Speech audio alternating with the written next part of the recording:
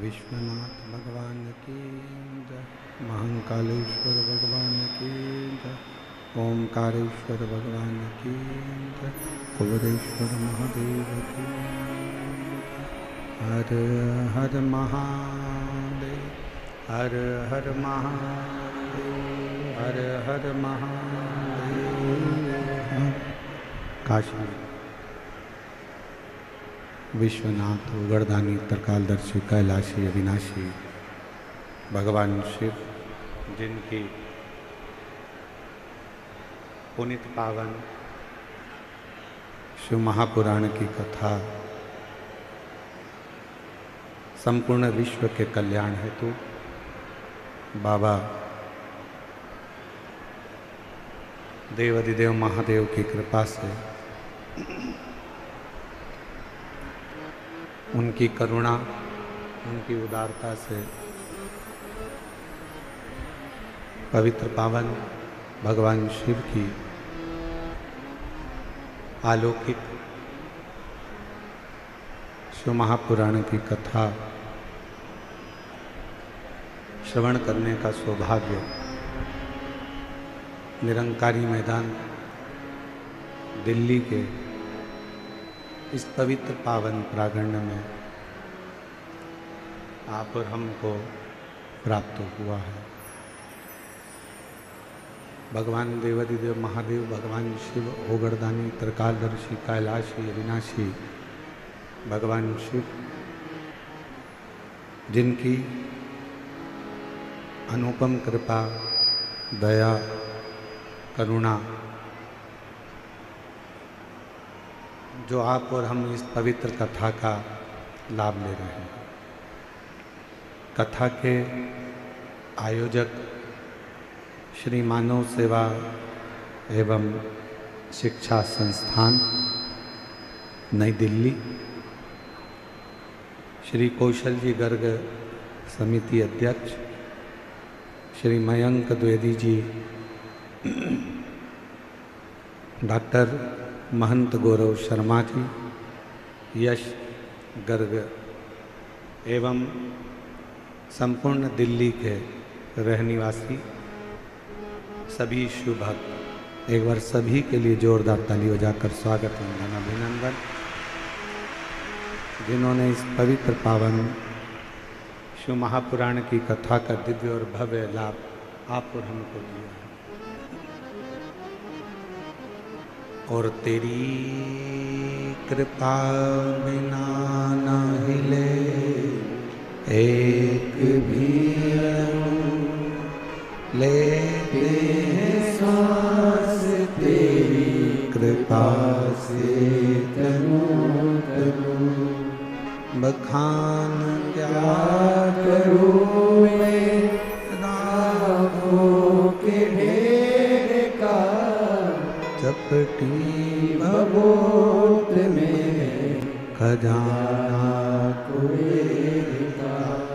हे गंगाधार मुक्ति द्वार ओंकार तू, भोले ओंकार तू। आयो शरण तिहारी शंभो तारकार तू। बखान क्या करूं मैं राखों के ढेर का, चपटी भभूत में खजाना कुबेर का। हे गंगाधार मुक्ति द्वार ओंकार तू, भोले ओंकार तू। आयो शरण तिहारी शंभो तारकार तू। दिल्ली के इस पवित्र पावन प्रांगण में 7 दिवसीय कथा में कल थोड़ा आंधी तूफान होने के कारण कुछ पंडाल टेंट गिरे। बाबा ने सबकी रक्षा करी। प्रशासन, पुलिस प्रशासन पूरी मुस्तैदी से खड़ा रहा। एक बार जोरदार ताली बजाकर उनके लिए साधुता। संपूर्ण क्षेत्रवासियों ने बड़े भाव के साथ आज फिर पुनः कथा दोपहर की गर्मी को देखते हुए शाम को 6 बजे से रात्रि को 9 बजे तक रखी गई।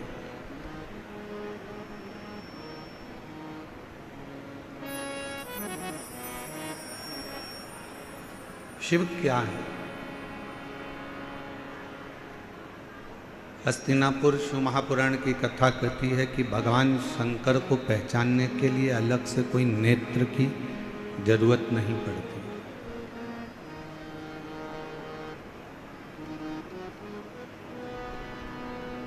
भगवान शिव को अगर जानना है, भगवान शंकर को अगर पहचानना है तो कोई अलग से नेत्र लगाने की जरूरत नहीं। शिव को जानने के लिए, शंकर भगवान को पहचानने के लिए अपने भीतर के जो मन के नेत्र हैं, उन नेत्रों के माध्यम से हम शिव को पहचान सकते, भगवान शंकर को जान सकते।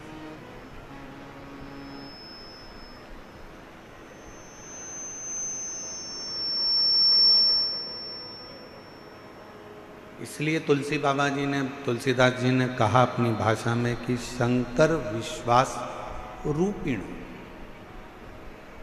शिव विश्वास का एक प्रतीक है।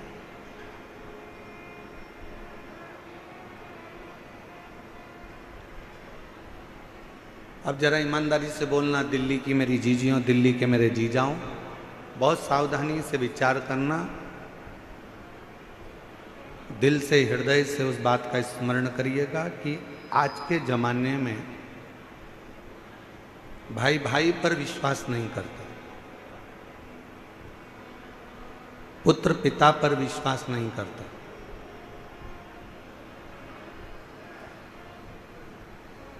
कोई रिश्ते, कोई नाते आपस में एक दूसरे पर विश्वास नहीं करता। काका बुआ मामा फूफा नाना नानी चाचा चाची, जो भी एक संबंध हैं वो विश्वास से दूर हो गए।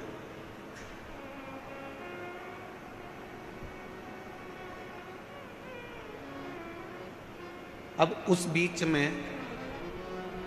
जब किसी पर विश्वास ही नहीं रहा जाए, विश्वास ही नहीं करा जाए, उस बीच में आपके दिल में, आपके मन में शंकर जी के एक लोटे जल के प्रति जो विश्वास आपका जागृत हुआ है, वही विश्वास आपके जीवन के सारे दुखों को समाप्त कर देता है और शिव से मिलाने का प्रयास करता है।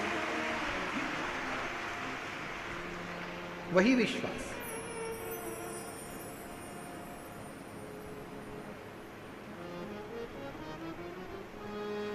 आप किसके अधीन चल रहे हैं?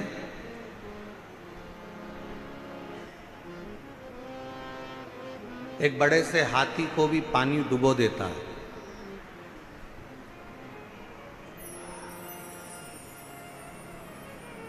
पूरा भरा हुआ तालाब है, समुद्र है और हाथी उसके अंदर चले गया तो हाथी डूब जाए।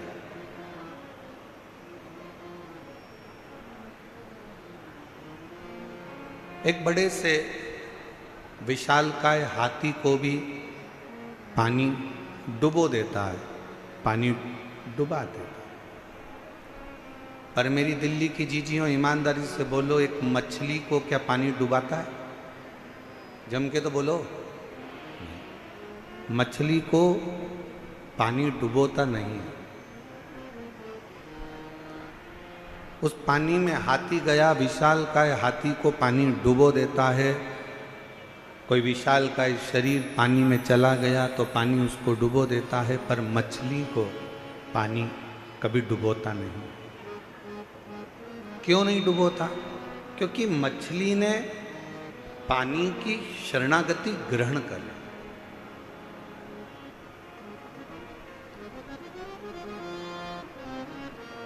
मछली ने पानी की शरणागति को ग्रहण कर ली, और मछली ने अगर पानी की शरणागति ग्रहण कर ली तो फिर पानी मछली को डुबोता नहीं है। उसी तरह शिव महापुराण की कथा कहती है, ये मानव शरीर में, दिल में, हृदय में, मन में अगर आपने शंकर भगवान की शरणागति ग्रहण कर ली है तो इस संसार सागर में कोई आपको डुबो सकता नहीं है, किसी की सामर्थ्य का नहीं। और मैंने तेरे ही भरोसे बाबा, तेरे ही भरोसे हवा बिच उड़ती जवानी, बाबा डोर हटो छठी नाम घटी जवानी, भोले मैं तेरी शंभू मैं तेरी बदन, हवा बिच उड़ती जवानी, बाबा डोर हटो छठी नाम घटी जवानी। आप शरणागति किसकी ले रहे हैं? आप किसकी शरण में जा रहे हो? किसकी शरणागति में बैठ रहे हो? किसकी शरणागति ग्रहण कर रहे हो? किस शरणागति में आप पड़े हुए हो? ये आपके ऊपर निर्भर करता है, ये आपके ऊपर बात है। हाथी ने पानी की शरणागति नहीं रही, बस पानी ने हाथी को डुबो दिया। कोई जीव जंतु गया, पानी ने उसको डुबो दिया। पर मछली पानी की शरणागति में रहती है तो पानी मछली को डूबने नहीं देता। उसी तरह जो एक बार एक लोटा जल लेकर, अपने घर का जल भरकर, अपने घर का पात्र लेकर, अपने घर का जल लेकर जब शंकर जी के मंदिर तक कोई जाता है और शिव की शरणागति ग्रहण कर लेता है, शंकर भी उसे भव सागर में, संसार सागर में डूबने नहीं देता, डूबने नहीं देता।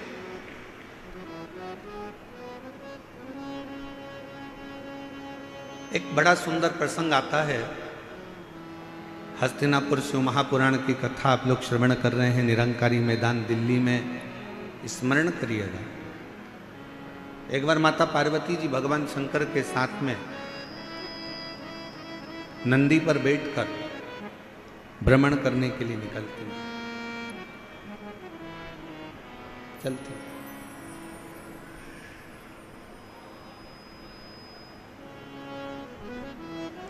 आज माता पार्वती जी की चित्तवृत्ति में थोड़ा सा मन में उमंग उत्पन्न हो गया था, तो कुछ गुनगुना रही थी।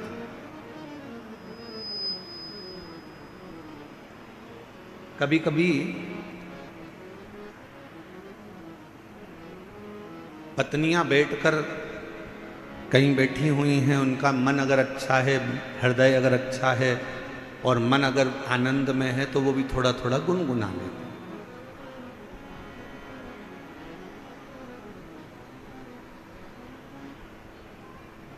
थोड़ा थोड़ा गुनगुनाने का कार्य कर लेते। अब पार्वती जी के मन में थोड़ा सा कुछ आनंद की अनुभूति हुई होगी और माँ जगतजननी जगदम्बा माता पार्वती थोड़ा थोड़ा गुनगुनाते हुए शिव जी के साथ नंदी पर बैठकर जा रही।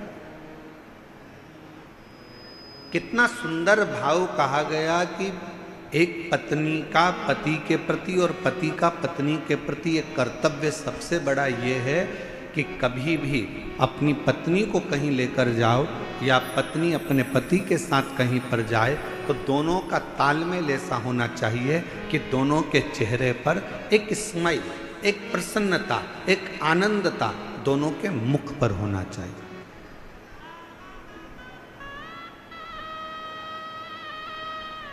दोनों के चेहरे पर एक प्रसन्नता का लक्षण,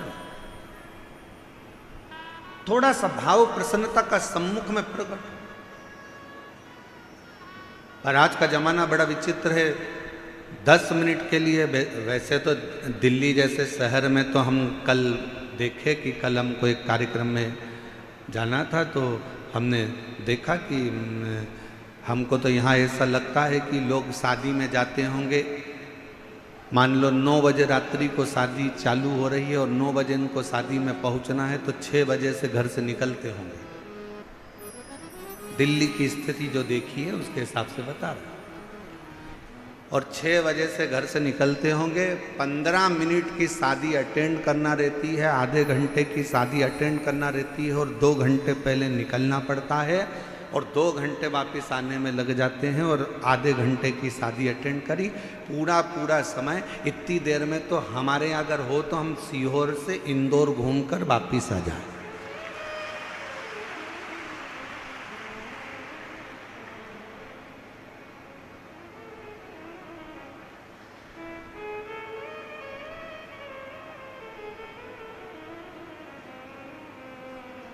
और हमको तो ऐसा लगता है कि कई कई माताएं ऐसी बैठी होंगी, मेरी जीजियाँ मेरे जीजा ऐसे बैठे होंगे जो अगर गाड़ी में चलते भी होंगे तो अपनी रोटी की थाली, प्लेट, कटोरी, चम्मच और टिफिन सब साथ में रख लेते होंगे, क्योंकि उनको मालूम है कि 2-4 घंटे की छुट्टी, कहीं फंस गए तो ठीक है, पाया आगे बढ़ते जाए।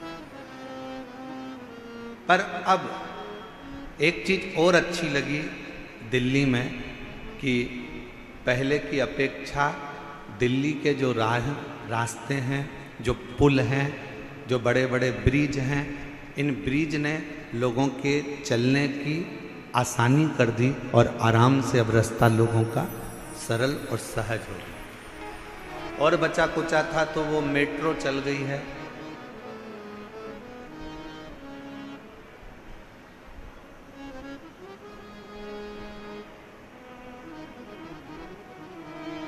अच्छा, मेट्रो भी अपने को सिखाती है, नीचे चलती ही नहीं, ऊपर चलती है। और जो थोड़ा सा ऊपर बढ़ा, मेट्रो में बैठा, मेट्रो ने आपको मंजिल तक छोड़ दिया। शिव महापुराण भी यही कहती है, थोड़ा सा भक्ति का बल ऊंचा करिए तो आप शंकर जी की कृपा से आपकी मंजिल तक पहुंचने में देरी नहीं।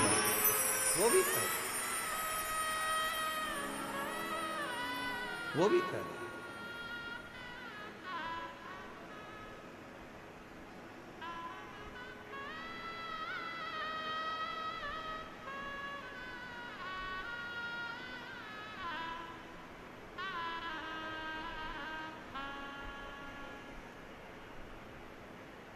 और मैंने तेरे ही भरोसे बाबा तेरे ही भरोसे। पार्वती जी और शिव जी दोनों नंदी पर बैठे हैं। पार्वती जी गुनगुनाती हुई आगे बढ़ रही हैं। हृदय में ये उमंगता होना चाहिए, हृदय में ये उत्साह होना चाहिए, हृदय में ये आनंद होना चाहिए। और पार्वती जी गुनगुनाती हुई जा रही थी। आज माँ पार्वती जी ने देखा कि पूरा वीरान पड़ा हुआ है और एकांत तो कोई स्थल मिल गया। पार्वती जी ने शिव जी के हाथ जोड़े और शंकर जी को प्रणाम कर कर पार्वती जी ने उस स्थान पर रोक दिया। बाबा थोड़ा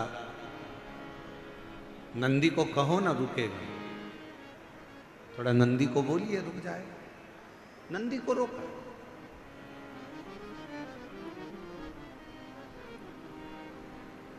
नंदी रुका। बाबा नंदी पे से नीचे उतरे। एक बट वृक्ष की छांव है, बड़का पेड़। उस बट वृक्ष की छांव में मेरे भगवान शंकर नंदी से उतर कर बैठ गए। मां जगत जननी जगदम्बा उनके चरणों में जाकर बैठ गई। मेरी पार्वती मां उनके चरणों में बैठी।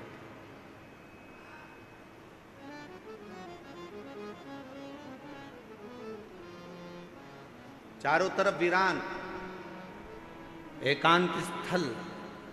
शिवजी वट वृक्ष की छांव में बैठे थे और पार्वती जी ने भगवान शंकर को देखकर शिवजी का एक नाम यहां रख दिया।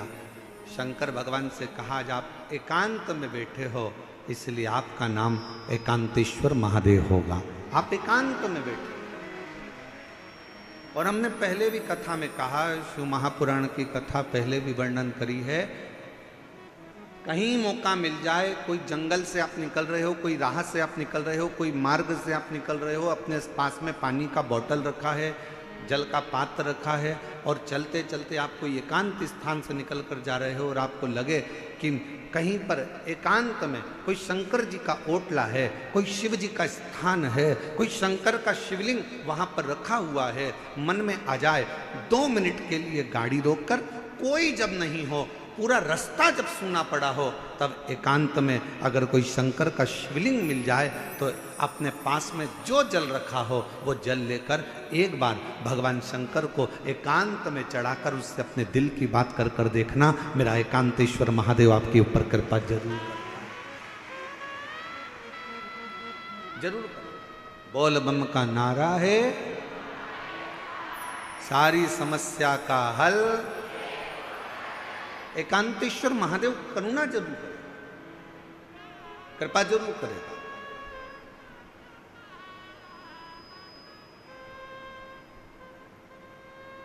शिव जी के चरणों में पार्वती मां बैठ गई।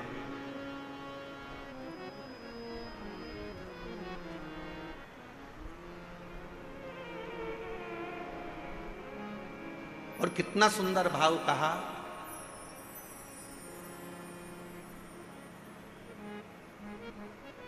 सफर का आनंद बड़ी गाड़ी में मिलता है क्या? जम के बोलो जरा। कहीं जा रहे हो, केदारनाथ जी दर्शन करने जा रहे हो, या मथुरा जी में वृंदावन में बिहारी जी का दर्शन करने जा रहे हो, या अयोध्या जी जा रहे हो, सांवरिया सेठ जा रहे हो, खाटू श्याम बाबा का दर्शन करने जा रहे हो, सालासर बाबा जी का दर्शन करने जा रहे हो, सीहोर कुबरेश्वर धाम में भोलेनाथ जी का कंकर शंकर दर्शन करने के लिए जा रहे हो, या कहीं दूर आप सफर कर रहे हो और बहुत बड़ी गाड़ी है आपके पास में, बहुत बड़ी गाड़ी।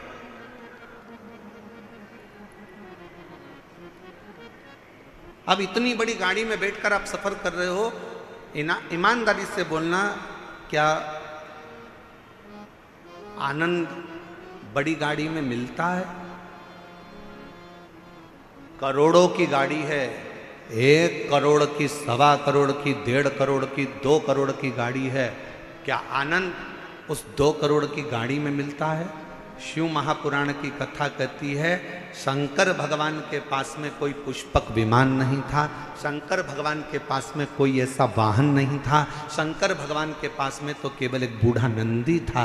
शिव महापुराण की कथा कहती है आपके पास में बहुत बड़ी गाड़ी है, आपके पास में करोड़ों की गाड़ी है, शिव पुराण की कथा कहती है क्या उसमें आनंद मिलता है? शिव कथा कहती है बड़ी गाड़ी में आनंद नहीं मिलता, बड़े पैसे की गाड़ी में आनंद नहीं मिलता, जो आनंद किसी बड़े दिल वाले के साथ सफर करा जाता है तो आनंद प्राप्त होता है।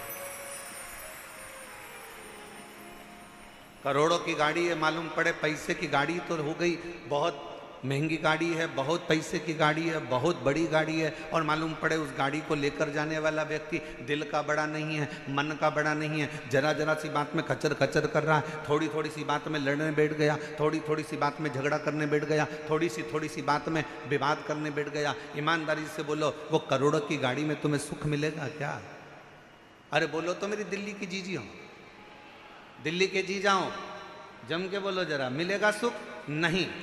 बड़ी गाड़ी में जो सुख नहीं है, पैसे की गाड़ी में जो सुख नहीं है, वो सुख किसी बड़े, अगर पति का हृदय बड़ा है भले उसके पास में गाड़ी नहीं है, पिता का हृदय बड़ा है भले उसके पास में गाड़ी नहीं है, भाई का हृदय बड़ा है भले उसके पास गाड़ी नहीं है, तो निवेदन करूंगा ये सारी बड़ी गाड़ियों को छोड़कर आपका पति अगर ऑटो में भी लेकर जा रहा है और उसका दिल बड़ा है तो ऑटो में ही तुम्हें 4 व्हीलर का सुख प्राप्त होगा, उसमें वो सुख प्राप्त होगा।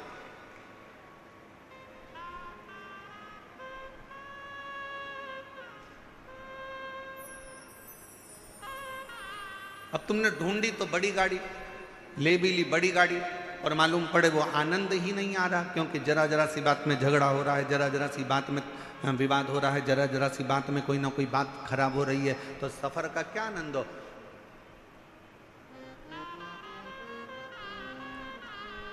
इसमें से कई माताएं ऐसी होंगी,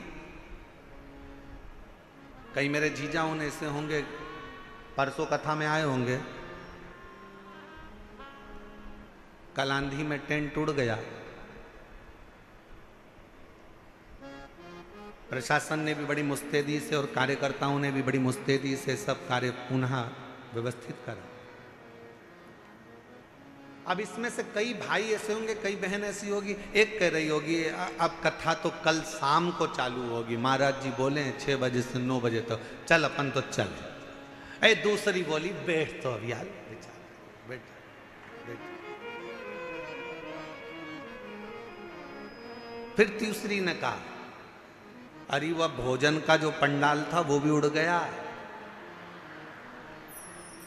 खाना कौन देगा, भोजन कौन देगा? दूसरी बोली चिंता मत कर, बैठ तो बैठ भी बैठ, हम तो बाबा के भरोसे चलते हैं, हम तो बाबा के भरोसे चलते हैं, दुनिया वाले जलते हैं, ये दुनिया वाले जलते हैं, हम तो बाबा के भरोसे चलते हैं, डमरू वाले के भरोसे चलते हैं, काशी वाले के भरोसे चलते हैं, हम तो बाबा के भरोसे चलते हैं, हम तो बाबा के भरोसे चलते हैं। थोड़ा धीर रखो, थोड़ा धीर रखो, थोड़ा रुको, थोड़ा रुको, मन बढ़ाओ। बंगला बड़ा होने से कुछ नहीं होता, गाड़ी बड़ी होने से कुछ नहीं होता, व्यापार बड़ा होने से कुछ नहीं होता, शिव महापुराण की कथा कहती है, दिल जिसका बड़ा हो, घर भले छोटा हो, निवेदन है एक बार उसके घर में जाकर देखना, जो जीवन का आनंद मिलेगा वो कहीं प्राप्त नहीं।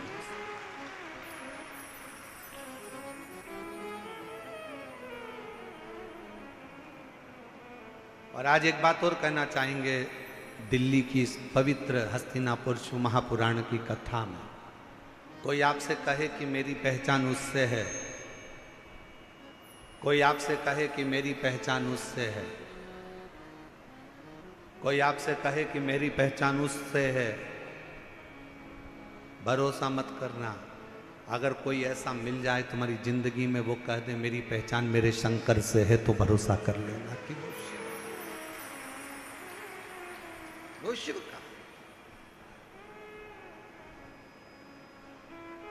एकांत में बैठी हैं मां पार्वती मैया ने भगवान शिव जी से विनय करा, निवेदन करा, प्रार्थना करी, विनय करा। और एक प्रश्न माता पार्वती जी ने भगवान शिव जी से पूछ लिया, एक प्रश्न। आज पार्वती जी ने भगवान शंकर से एक प्रश्न पूछा कि भोले बाबा ये बताओ,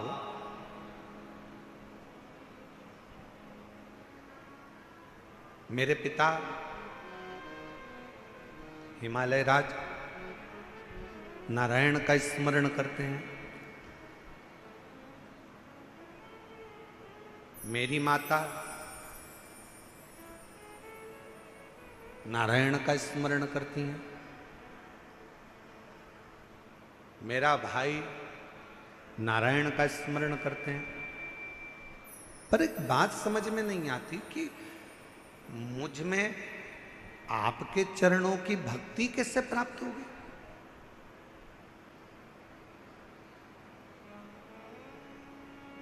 मेरा पूरा घर नारायण का भगत है, मेरा पूरा परिवार नारायण का भगत है, पर मेरे दिल में शिव के प्रति भक्ति कैसे जागृत हो, शंकर जी के प्रति विश्वास कैसे जागृत हो, शिव जी के प्रति भरोसा कैसे जागृत हो, मुझे यह समझ में नहीं आता। ये कैसे हो सकता है?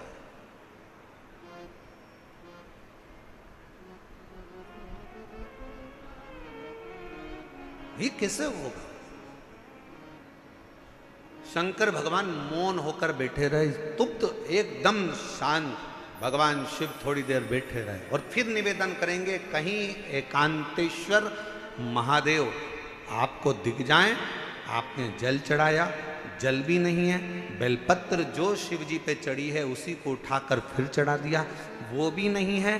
तो एकांतेश्वर महादेव को देखकर अगर आप एकांत में 2 क्षण शिव जी के साक्षी में, शंकर भगवान के सम्मुख में अगर बैठ गए और अपने दिल की बात, श्री शिवाय नमस्तु, श्री शिवाय नमस्तुभ्यं, श्री शिवाय नमस्तुभ्यं, श्री शिवाय नमस्तुभ्यं। एकांत में बैठकर अगर आपने भगवान शंकर के मूल मंत्र का जाप कर कर अगर अपने दिल की बात भगवान देवाधिदेव महादेव से अगर कह दी, तो निश्चित है कि मेरा शिव आपके हृदय की बात को स्वीकार कर कर आपकी झोली खुशियों से जरूर भर देगा।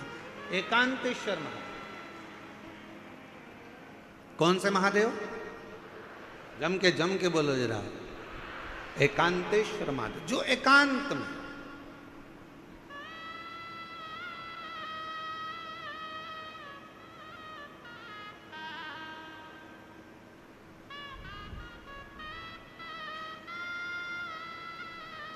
अच्छा कई लोगों ने कहा गुरुजी ये एकांतेश्वर महादेव से कहो तो एकांतेश्वर महादेव सुनते बहुत हैं।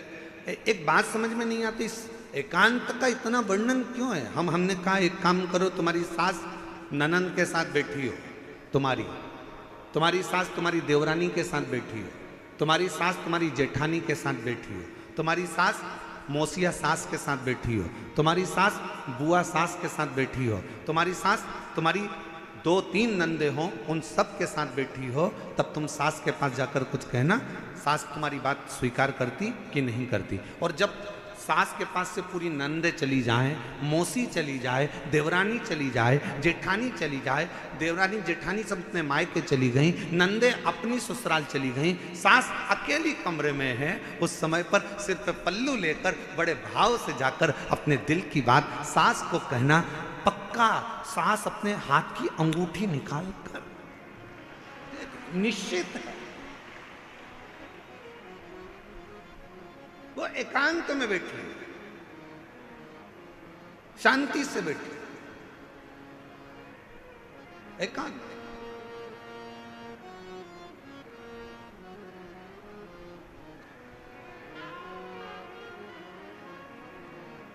कभी एकांत में बैठे भगवान शिव जी से प्रार्थना करिए, जैसे पार्वती जी कर रही है। पार्वती जी ने कहा, मुझे समझ में नहीं आया, मेरे पिताजी नारायण के भगत हैं, मेरी माता नारायण की भक्ति करती हैं, मेरा भाई नारायण की भक्ति करता है, पर मुझ में ये शिव तत्व, ये भगवान शंकर के प्रति अविरल भक्ति, मेरे को भगवान शंकर के प्रति विश्वास, मेरे मन में ये शिव जी के प्रति भरोसा कैसे जागृत हो गया, कैसे?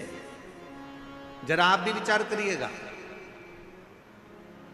कई माताएं अपने मन पर विचार करिएगा कि आपके घर में भी किसी के घर में कोई की सेवा होती है, किसी घर में नारायण की सेवा होती है, किसी घर में राम जी की सेवा होती है, किसी के घर में कृष्ण की सेवा होती है, किसी के घर में जगत जननी जगदम्बा की सेवा होती है, किसी के घर में दत्त की सेवा होती है, किसी के घर में गुरु की सेवा होती है, किसी के घर में कोई सेवा होती है। पर आप शंकर जी से कैसे जुड़ गए?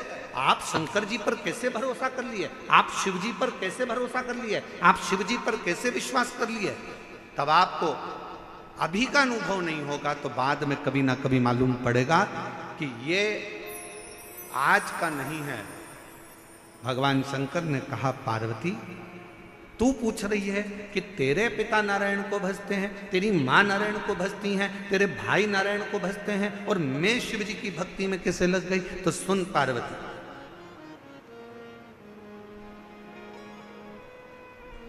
तेरी जो नानी है,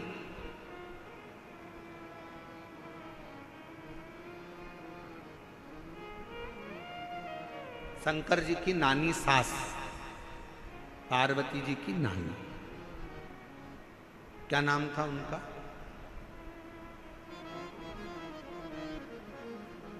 बोलो बोलो, जल्दी से बोलो। ओ दिल्ली वाले, अब दिल्ली वाले कहेंगे, गुरुजी हमें तो पड़ोसन का नाम नहीं मालूम, तुम शंकर जी की नानी का नाम पूछ रहे हो, पार्वती जी को। पार्वती जी की नानी का नाम क्या है? सुधा। क्या नाम है? सुधा।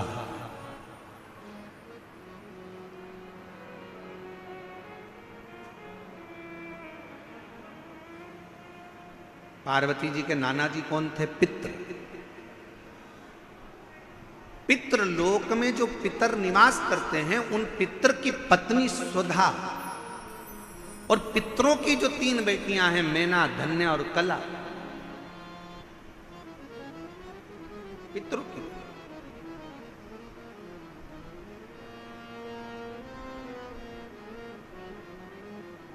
तो पार्वती जी की नानी का नाम क्या है? सुधा। शिव जी ने कहा, सुनो पार्वती जी, तुम पूछ रही हो कि तुम में ये शिव तत्व, भगवान शंकर की अविरल भक्ति कैसे प्राप्त हो गई? शिव महापुराण की कथा कहती है, पहले दिन की कथा में अपन ने देवराज ब्राह्मण का चरित्र सुना था। देवराज ब्राह्मण बहुत पाप कर्म करा था, तो वह महापापी था। उसने कभी शंकर का मंदिर नहीं देखा, उसने कभी शिवालय नहीं देखा, वो कभी भगवान के मंदिर नहीं गया, उसने कभी भगवान का नाम नहीं लिया। महापापियों की गिनती में देवराज ब्राह्मण आता।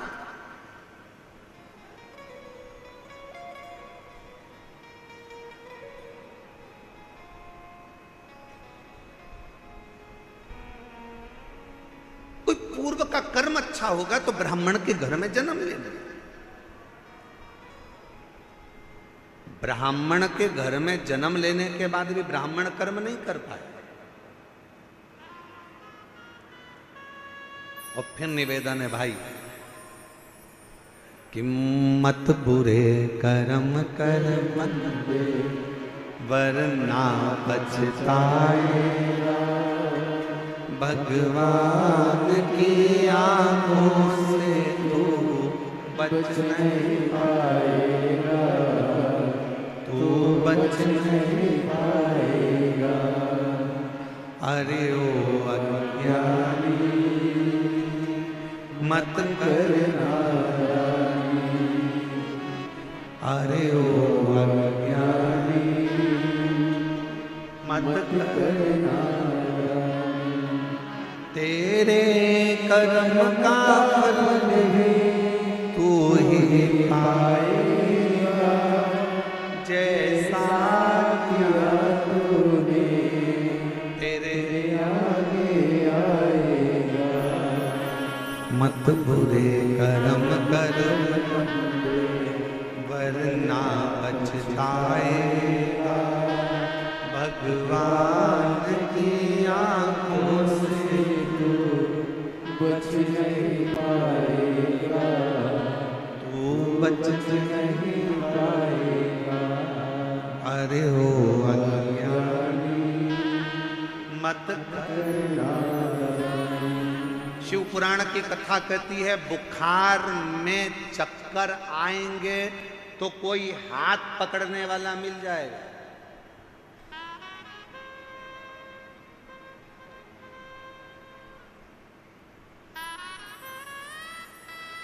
बुखार का समय आएगा तो कोई हाथ पकड़ने वाला मिल जाएगा। शरीर में कष्ट होगा तो कोई हाथ पकड़ने वाला मिल जाएगा। बुखार में कमजोरी आएगी तो कोई हाथ पकड़ने वाला मिल जाएगा। शरीर में कमजोरी आएगी तो कोई हाथ पकड़ने वाला मिल जाएगा। चक्कर अगर थोड़ा सा आया तो कोई हाथ पकड़ने वाला मिल जाएगा। पर शिव पुराण की कथा कहती है जब दुख का चक्कर चलता है तो कोई हाथ पकड़ने वाला नहीं मिलता है, हाथ केवल महादेव पकड़ता है। केवल एक, केवल बुखार का चक्कर आया ना, कहीं गिर रहे होगे तो कोई पकड़ लेगा।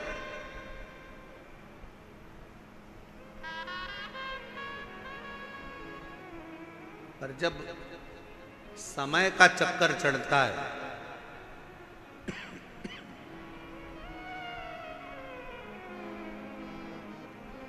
जब समय का चक्कर आता है तब कोई पकड़ने वाला नहीं है। कोई कौन पकड़ेगा? बुखार में हाथ पकड़ने वाले बहुत होंगे, कमजोरी में हाथ पकड़ने वाले बहुत होंगे, पर जब दुख का चक्कर आएगा, कोई विपदा आएगी, कोई कष्ट आएगा, तब कोई हाथ नहीं पकड़ेगा, कोई नहीं। उस समय पर कोई हाथ नहीं पकड़ेगा। पर शिव पुराण की कथा कहती है उस समय पर केवल एक, तुमने जो शंकर जी को एक लोटा जल रोज चढ़ाया है, ये हाथ तुम्हारा आगे बढ़कर एक लोटा जल जो शिव जी पर चढ़ाता है, वो हाथ को कोई पकड़े चाहे ना पकड़े, मेरा देव अधिदेव महादेव तुम्हारे हाथ को जरूर पकड़ लेगा। वो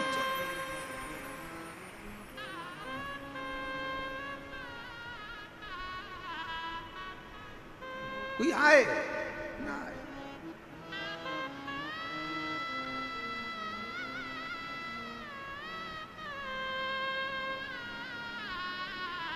उस शिव के आश्रित हो, शिव के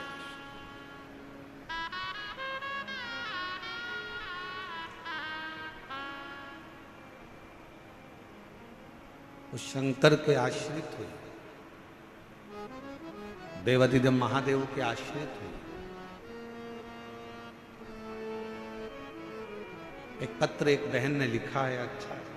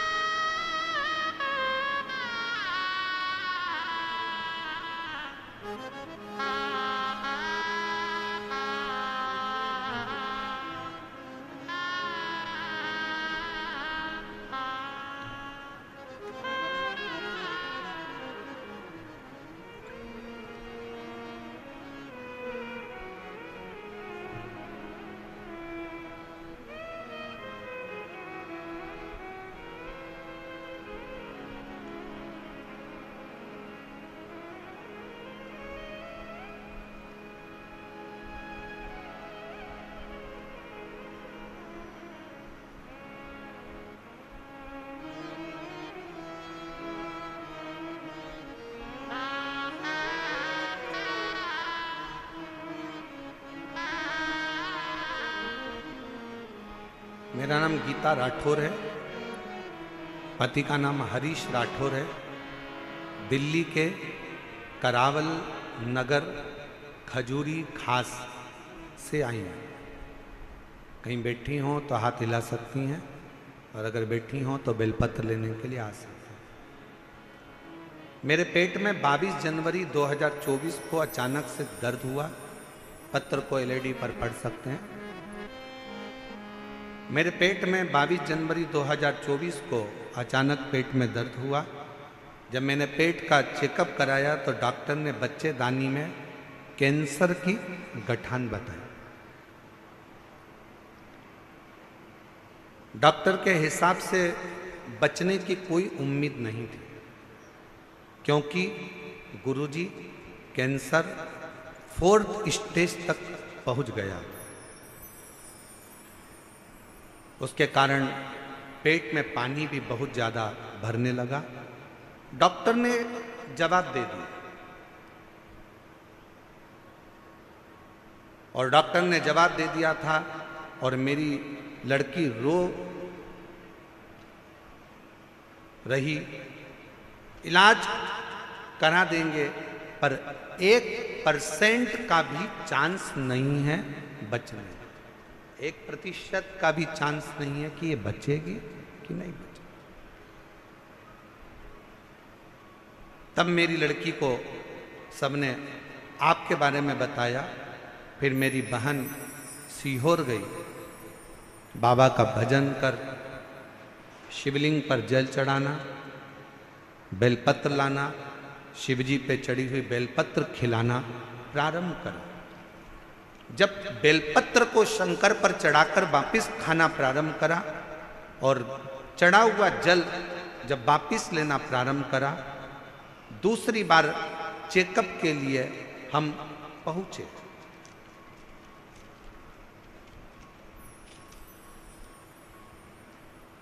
और चेकअप के बाद में जो रिपोर्ट, डॉक्टर ने कहा कि अभी की अभी इनका ऑपरेशन की नौबत आ गई है, वापिस जांचें हुई। ऑपरेशन की जांचें प्रारंभ हुई, और कुछ देर के बाद डॉक्टर ने आकर कह दिया कि अब डरने का विषय नहीं है, शरीर का कैंसर समाप्त हो चुका है। यह समझ में नहीं आया कि ये हुआ कैसे।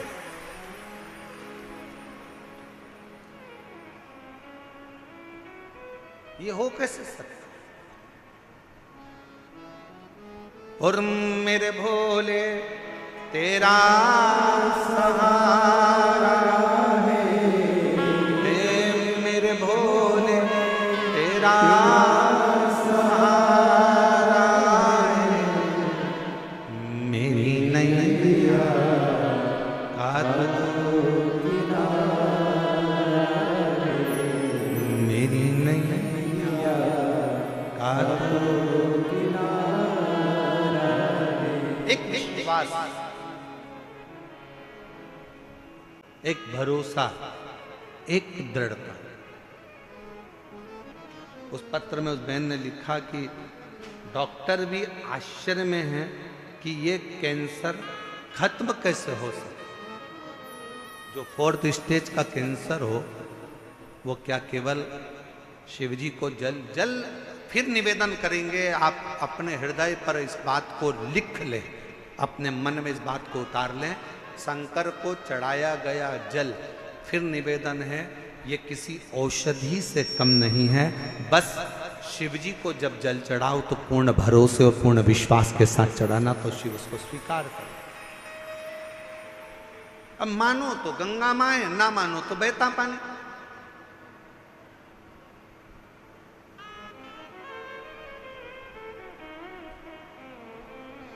आपका भरोसा, आपकी दृढ़ता, आपका विश्वास आपके ऊपर निर्भर है।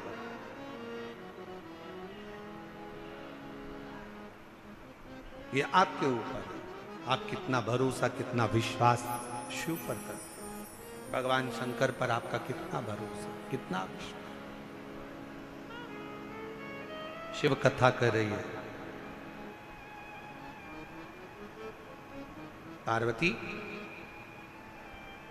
तुम्हारी नानी स्वधा,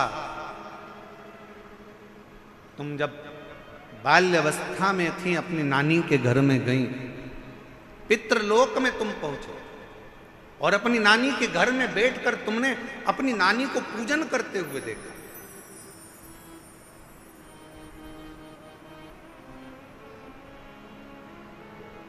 और तुम्हारी नानी पार्थिव शिवलिंग का निर्माण कर कर पूजन कर रही थी। पार्थिव शिवलिंग का निर्माण कर कर पूजन कर रही थी।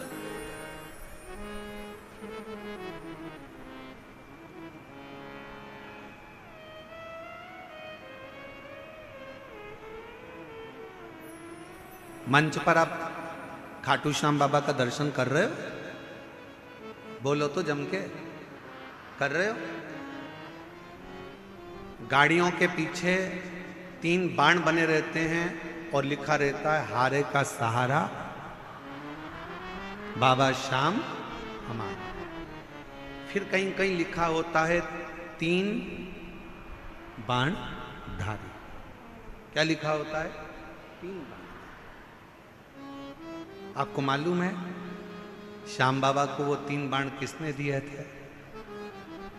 जम के बोलो, किसने दिए थे? जिस समय पर भगवान कृष्ण ने बर्बरीक से कहा, अगर तुम कुछ प्राप्त करना चाहते हो तो शिव की आराधना करो, शंकर की आराधना करो।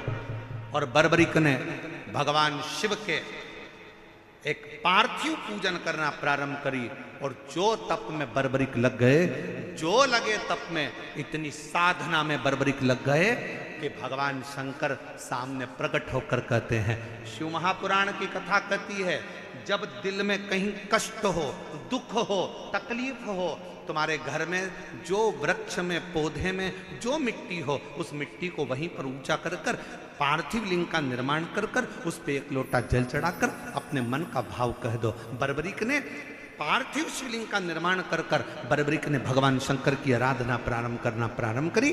और जो आराधना करी, मेरे शंकर भगवान प्रकट हो गए। बर्बरीक, मांग तुझे क्या चाहिए? बाबा बस ऐसे बाण दे दीजिए जो दुष्टों का संहार करने के लिए हो, ऐसे बाण दे दीजिए जो अचूक हो, एक बार लग जाए तो फिर संहार कर कर माने।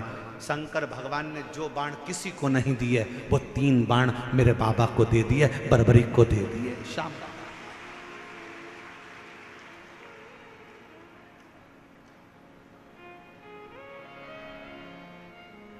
मेरे शंकर भगवान ने 3 बाण बर्बरीक को दिए। और आज भी मेरे बाबा को हारे का सहारा बाबा श्याम।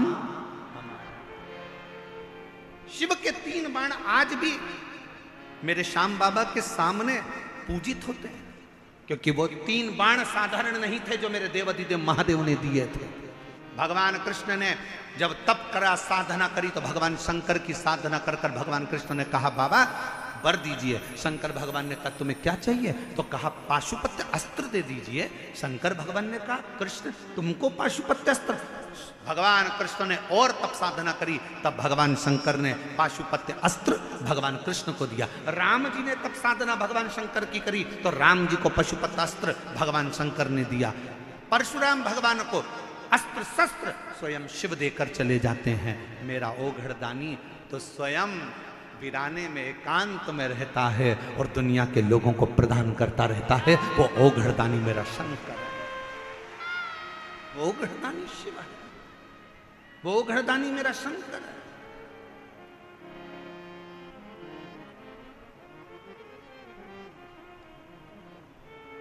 किसको नहीं दिया उसने? किसको?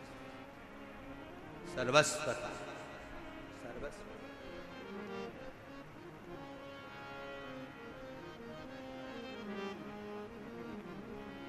और मैंने तेरे ही भरोसे बाबा, तेरे ही भरोसे हवा बिच उड़ती जवानी बाबा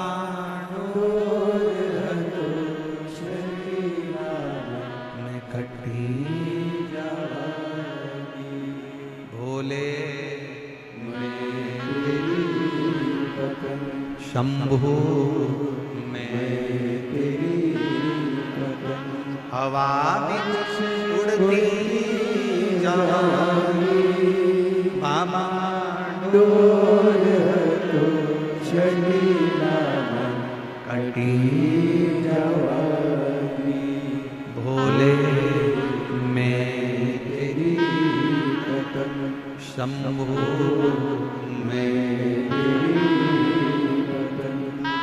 किसको नहीं दिया बाबा डोर है तो चली राम कटी जवानी। शिव पर करा भरोसा कभी टूटता नहीं, शंकर पर किया गया भरोसा कभी टूटता नहीं। आप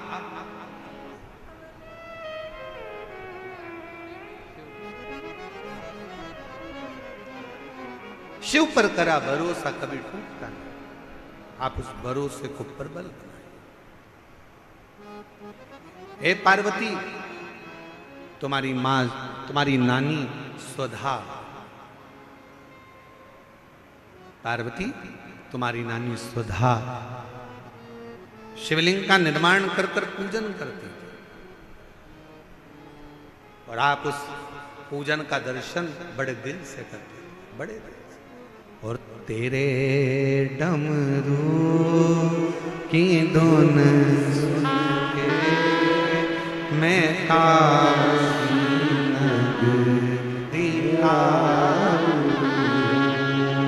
तेरे डमरू की धुन सुन के मैं काशी सब गाइए बड़े प्रेम से। तेरे डमरू की धुन सुन के मैं काशी नगरी आऊं, तेरे